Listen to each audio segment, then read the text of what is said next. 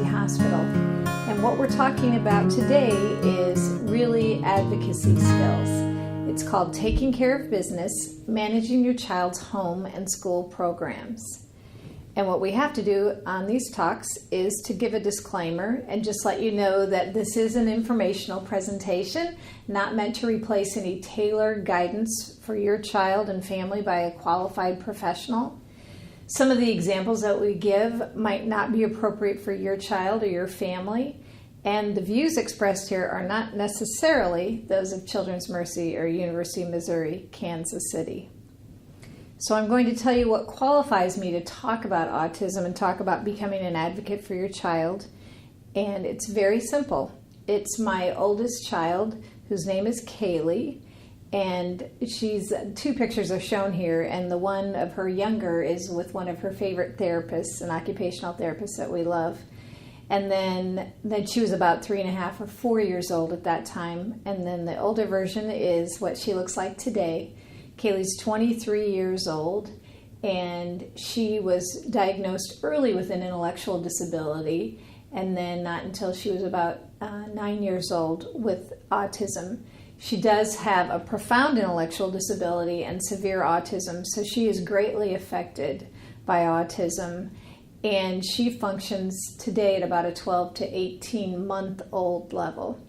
But the reality is that she is a part of every part of our life, and she has a very happy life, and she's had all the best therapies you could have ever hoped to have as a child. So she was given the very best and still is rather low functioning, but has a very full life. So when we talk about what is involved as a parent of a child with autism spectrum disorder is just sort of the now what, now that I've received my diagnosis.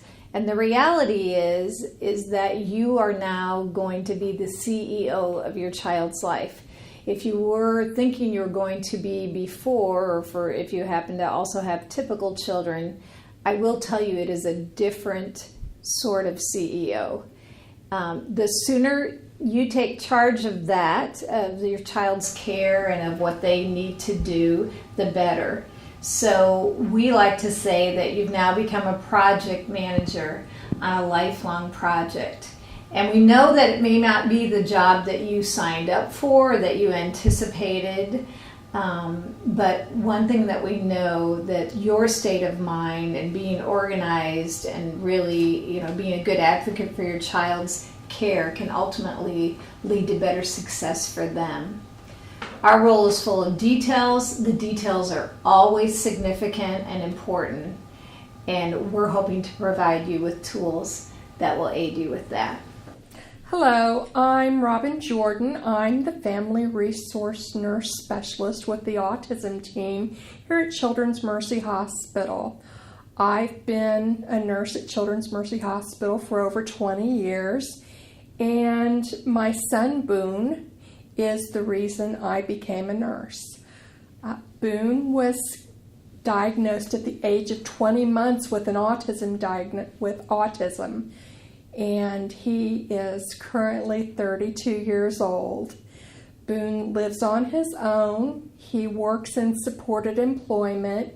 He drives.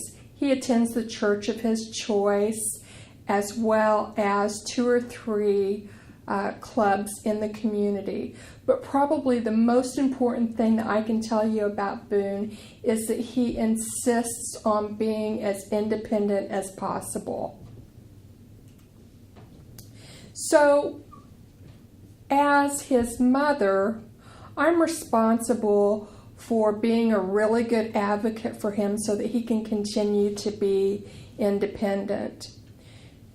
As your child's most important advocate, you're going to have the largest stake in making sure that their home and school programs go as smoothly as possible.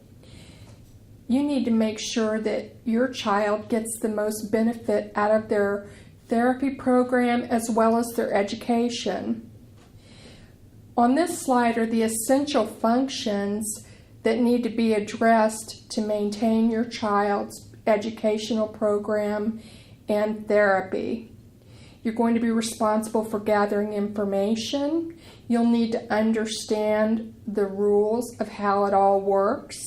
You'll need to plan and prepare for meetings. You'll need to keep a lot of written records. You will also need to identify problems as well as come up with solutions when challenges arise. So the first tasks after a diagnosis has been given will be for you to apply for services through your state developmental disability organization. Each state in the union has a developmental disability organization. That being said, each organization works under different policies and procedures, and it'll be important for you to gain an understanding of how your state's policies work. You also need to begin to educate yourself about autism and the other available systems of support that exist in your community.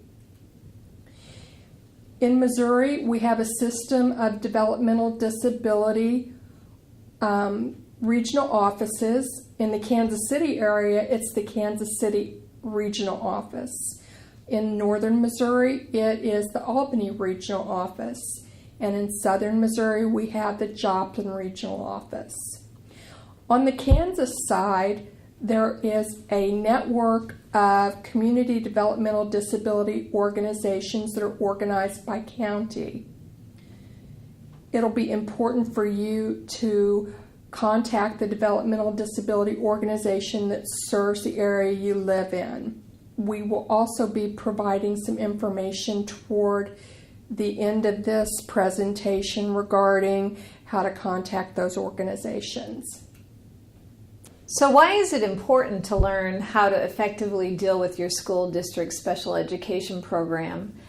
They're a valuable resource for your child and your family, and it's within this structure of special education program that your child really will be accessing most of their educational endeavors.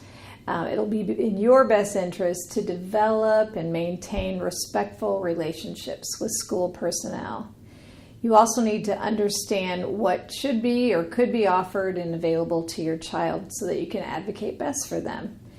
And the reality is you're going to have a long relationship with the school district. It's much easier to have a positive relationship than an adversarial one.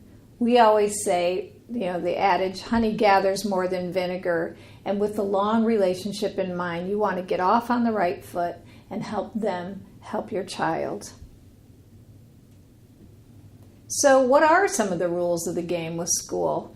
I think the number one rule to be aware of and follow through on is to be prepared. So when you go into meetings, don't waste anyone's time, including your own. So be prepared. If it's an IEP meeting for your individual education plan, review the goals. Know what the behavior support plan says and what therapies they're getting now, and just know the details.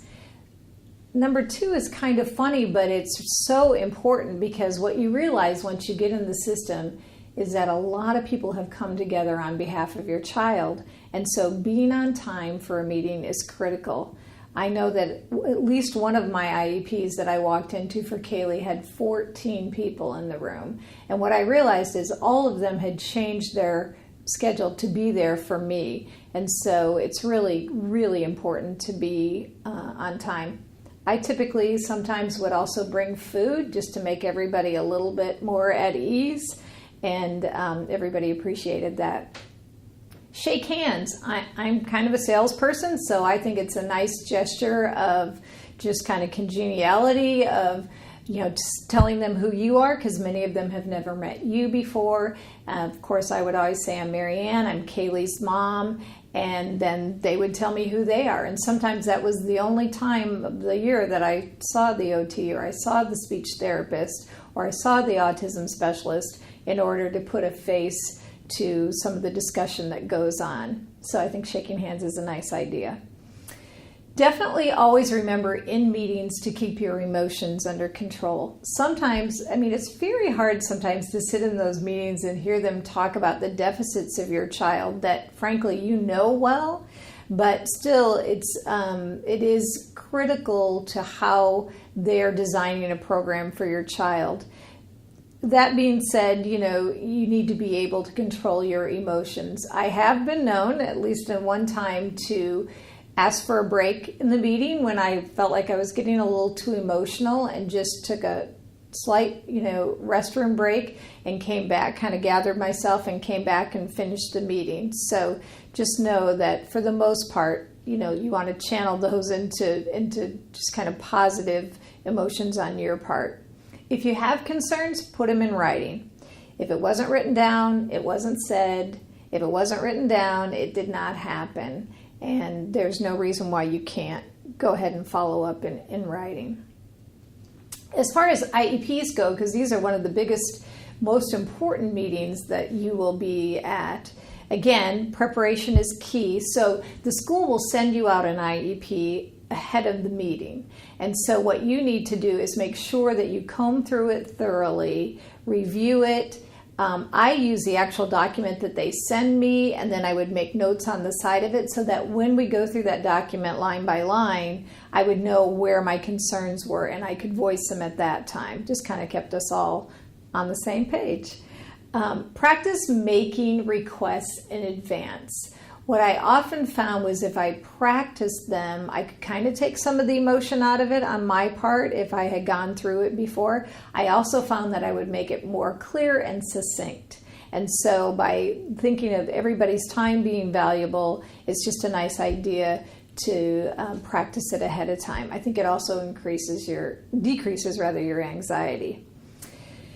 State your concerns clearly and concisely, and know that you will be called on to propose some solutions for some of those issues.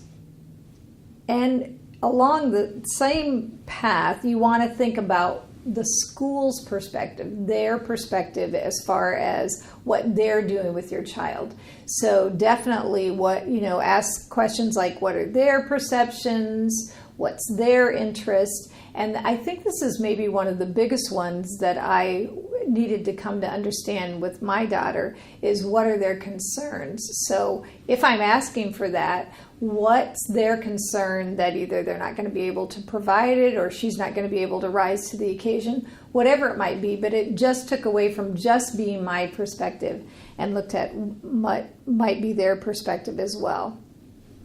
I think it's really important during those meetings to take notes. So if you can't take notes and be a part of the meeting, because it's hard to be thinking about the points that you need to cover, you're welcome to bring someone to the meeting that can take notes for you.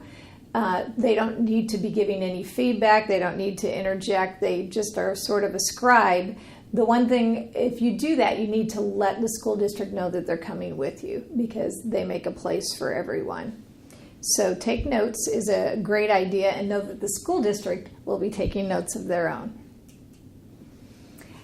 We feel that there are some tips for communicating, effectively for people involved in your child's care. Email is probably one of the best means of communication. It really is a big help both for you remembering and for them remembering to have a paper trail. It's a reminder and proof that the communication took place. So be sure to print out a file, or on your computer, have a file that's ready for easy retrieval if you need to follow up on something or you need to check on who was supposed to do that. And then remember that you want to back up those files too. Be well prepared each time you talk to the professionals. Jot notes, just like we talked about before you talk, and you might send a reminder email following the meeting to say what was discussed and who was assigned to do something about that if applicable. One thing that we would like to say from our aspect at Children's Mercy, or what Robin and I do in our office, is that text messaging is actually not an acceptable form of communication. It can be really disruptive, and it also, we feel, can be too easily misconstrued. And the bottom line is there's also no paper trail. So don't use a primary way of communication being text messages.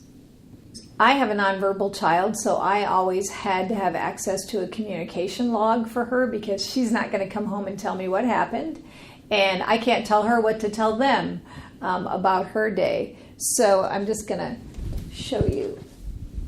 I would just use a simple notebook like this and write, the concerns of the day in it, whether it was a great day or a great evening, or if there had been a medication change, or she really had some difficulty sleeping at night, whatever it was, I would communicate it through the book.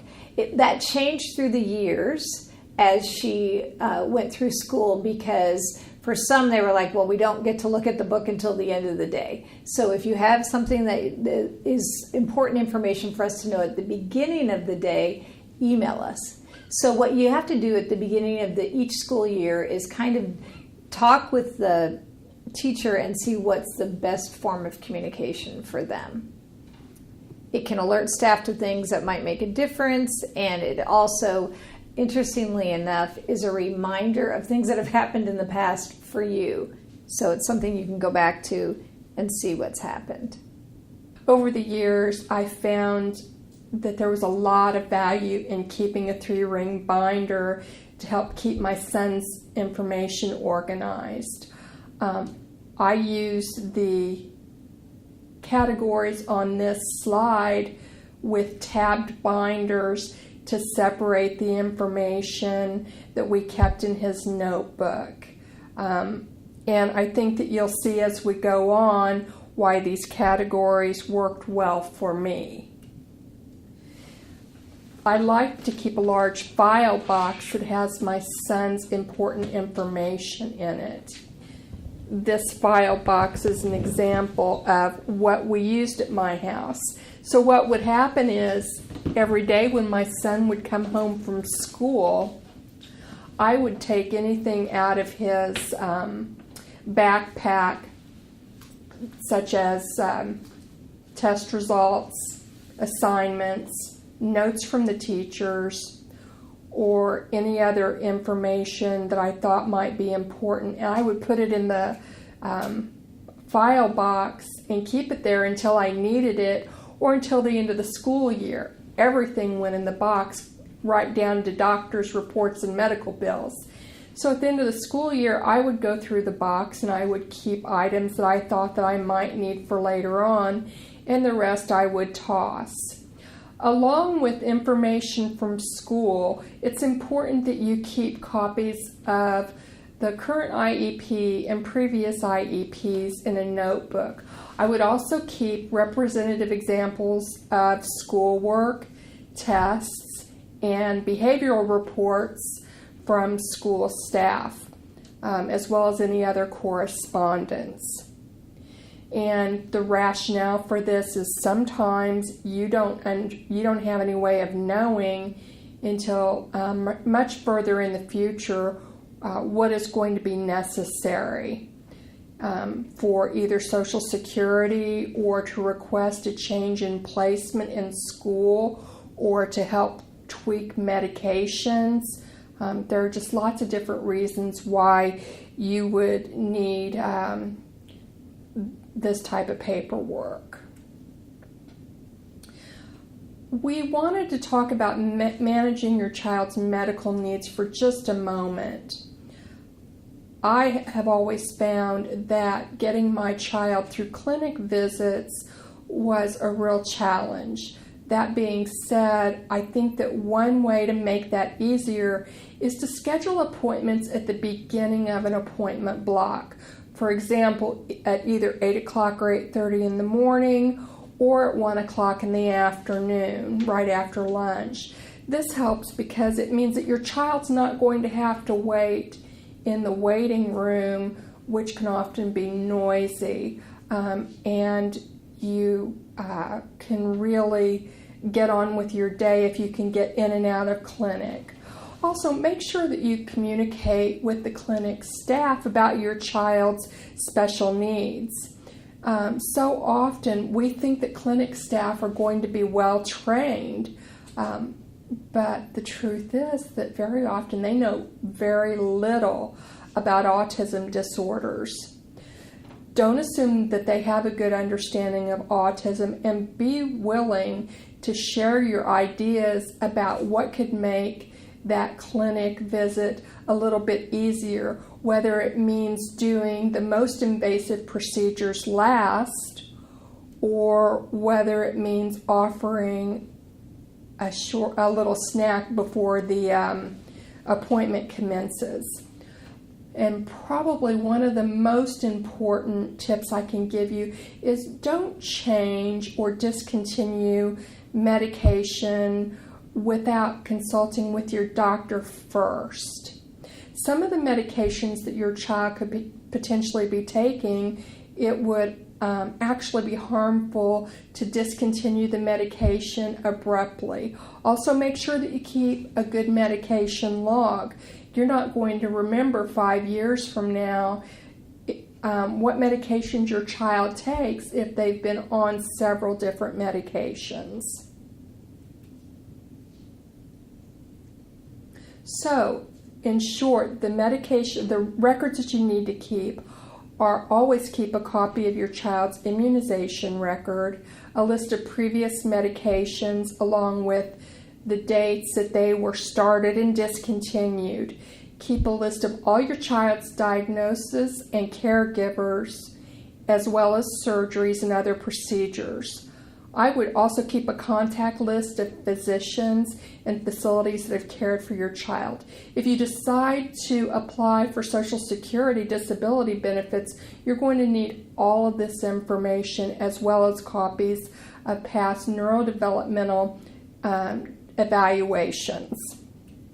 There definitely will be times when you wish things were going better. And the interesting thing is you can learn several things about those times. Number one, we recommend when you're in one of those spots to document. So note it on your calendar, what's going on, if it's a behavior issue. Sometimes when looking back, we can see a pattern if we keep track.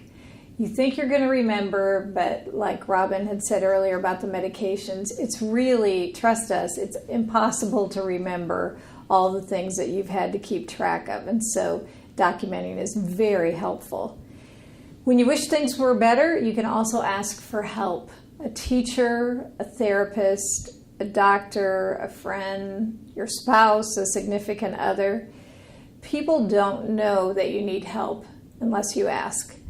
Many times I was told that the reason why no one offered help to me is that I made it seem that everything was fine. And so it was a real lesson to me that I needed to ask for help at times. And then the interesting thing is you have to accept the help that is offered if you want to ever be asking again. So it's definitely a lesson in humility, but it's one that is also in getting by. We say that you sometimes take it one day at a time, but I laugh that in my household, sometimes we took it 1 hour at a time. Often we even took it 1 minute at a time. That's just the way it is. And I think if you know that in advance, you're given permission to have that be the way it is at your house sometimes too. So who could be a member of your support network? Might be a grandparent, might be an aunt, an uncle, cousins, siblings. Sometimes, even though I have a lot of family and they're very loving and they love my daughter, I found that sometimes friends actually were a better source, a little removed and maybe just a little different perspective. Your case manager or case workers might be of help. Ministers and church family members definitely could be of help if you reach out to them. Some local churches here in Kansas City have respite programs that are designed specifically for kids with special needs, and they can really provide some nice respite. Maybe a neighbor. There's also support groups here in town, Autism Society of the Heartland and Autism Works, just to name a couple. Unfortunately, at some point in the future, you're bound to go through a period where your child is experiencing some problems at school with their special education program. every state in the union has a special education advocacy organization. In Missouri, it's Impact, and in Kansas, it's Families Together. These programs are designed to help educate families about the IEP process and special education law. They can also give you plenty of guidance on how to survive the special education process without it becoming adversarial. I really recommend that you take time to look at the website for the special education advocacy organization that serves the state that you live in. This site is talking about helpful resources in the Kansas City area. It's not a completely exhaustive list, but it's a list that we reference almost every day. And the very last slide will show Robin and my contact information. In closing, we just want to say that often we know that this journey can be a difficult one, but something that helped me years ago was a reflection I read in a book called Changed by a Child that said, as we go along, it's not really our job as parents to protect the world from our children. So it's not unreasonable to ask the world, one small group or one person at a time, to accept our child, him or her, as they are. People won't ever accept them unless we ask them to. And so it's now our job with going forward with these advocacy skills to increase capacity in the world. Because what we do know is that we can do that in our own little corner of the world. And in doing so, these people that we encounter accept our children and, more importantly, get to see the gifts that they bring to them.